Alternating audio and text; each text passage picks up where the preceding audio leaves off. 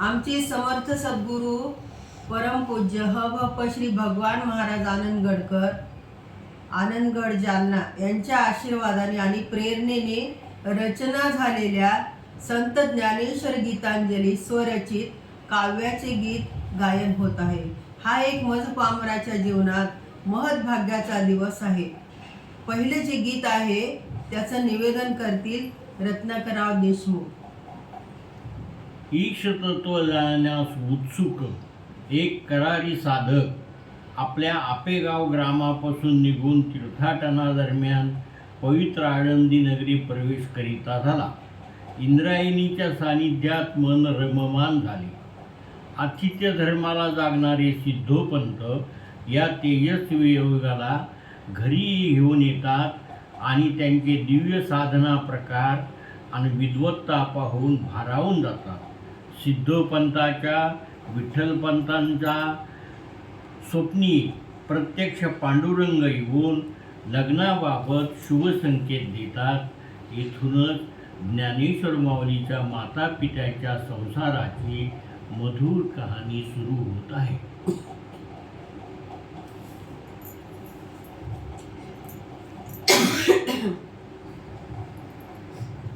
सात्विक तेजाचा योगी आला आळंदी. सात्विक तेजाचा योगी आला आळंदी. रुक्मिणी कुमारी थबकली क्षणभरी. सात्विक तेजाचा योगी आला आळंदी. सिद्धोपंत बाला पानियाशी जाता इंद्रायणी तीरी. सिद्धमूर्ती पाहता संस्कारी मन बावरे अवचिता. सखी जीव लगी ओळखी झडकरी. ओळखी झडकरी. सात्विक तेजाचा योगी आला आळंदी. ज्ञानी सिद्धोपंत कुलकर्णी वृत्ती. अगत्यातिथ्या सहज प्रवृत्ती. आपुल्या गावी आला ब्राह्मण योगी.